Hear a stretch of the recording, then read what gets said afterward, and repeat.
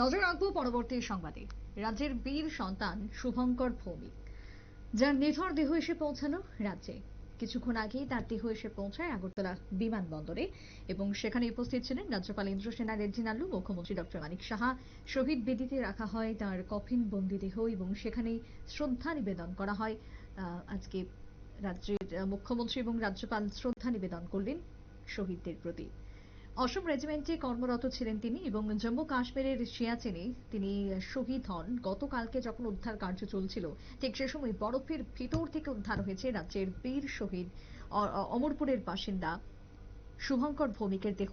গতকালকে তার দেহ উদ্ধারের পরই এই খবর ছড়িয়ে পড়ে বিভিন্ন মাধ্যমে। রাজ্যের মুখ্যমন্ত্রী থেকে শুরু করে প্রাক্তন প্রতিমন্ত্রী প্রতিমা ভৌমিক, মন্ত্রী সুশান্ত চৌধুরী সকলে শোক প্রকাশ করেছেন এবং আজকে তার দেহ এসে পৌঁছালো রাজ্যের বুকে। প্রথমে শুনুন রাজ্যপাল ইন্দ্রসেনা রেড্ডি নাল্লু কি বলেছেন বক্তব্য এবং অন্যদিকে মুখ্যমন্ত্রীর কি প্রতিক্রিয়া ছিল শোনাবো। विश्व में सबसे ऊंची लड़ाई का प्लेस सियाचिन है।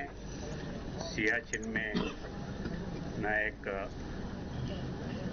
भौमिक उनका प्राण त्याग दिया है। त्रिपुरा में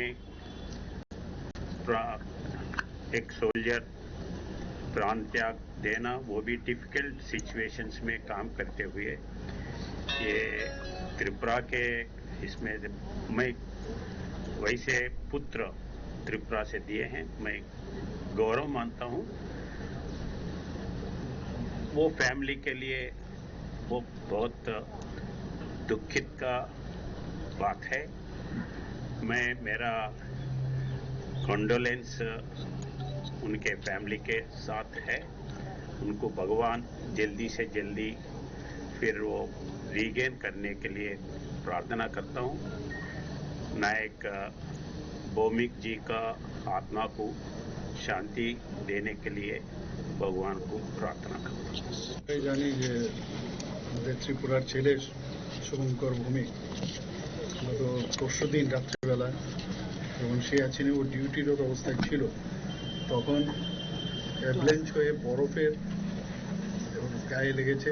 সেখানেই সে দুর্ঘটনায় সে পড়েছিল, কিন্তু যেহেতু রাত্রির বেলা ঘটনা সেখানে রেস্কিউ ওই সময় যাওয়া যায়নি, যা আমার কাছে খবর এলো।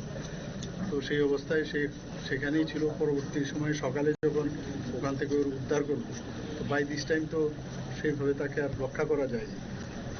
তো ওর বাড়ি অমরপুরে। তো আমাদের গভর্নর সাহেবও এসছেন এখানে, আমিও এসেছি। অত্যন্ত মানে বেদনাদায়ক এক ঘটনা। শুনলাম ওর একটা ছোট বাচ্চা আছে, একটা মেয়ে আছে 1.5-2 বছরের সম্ভব, আমার কাছে যা খবর। তো আমাদের অত্যন্ত মানে আমি বলবো যে একদিকে বীর শহীদ, আমি বলবো যে ডিউটির অবস্থায় দেশকে রক্ষা করতে গিয়ে একটা প্রাণ মানে গেল। তো আমরা ত্রিপুরা সরকারের তরফ থেকে আমরা যা যা করার আমরা নিশ্চয়ই করবো এবং ওনার পরিবারের প্রতি আমার সহমর্মিতা এবং আমার যা যা আমার ব্যক্তিগত তরফ থেকেও যা যা সহানুভূতি আমার থাকবে আর হেল্প করার আমি ব্যবস্থা করব। মুখ্যমন্ত্রী এবং তার সাথে রাজ্যপালের বক্তব্য আপনারা শুনলেন। বিদেহী আত্মার শান্তি কামনা, পরিবারের প্রতি সমবেদনা জ্ঞাপন করলেন উভয়ে এবং তার সাথে তার পরিবারের প্রতি যতটা সম্ভব সাহায্যের হাত বাড়িয়ে দেবে রাজ্য সরকার, এমনটাই প্রতিক্রিয়া ব্যক্ত করলেন বিমানবন্দরে উপস্থিত থেকে মুখ্যমন্ত্রী ডক্টর মানিক সাহা। ছোট্ট বিরতির পর ফিরে আসছি, সঙ্গে থাকুন।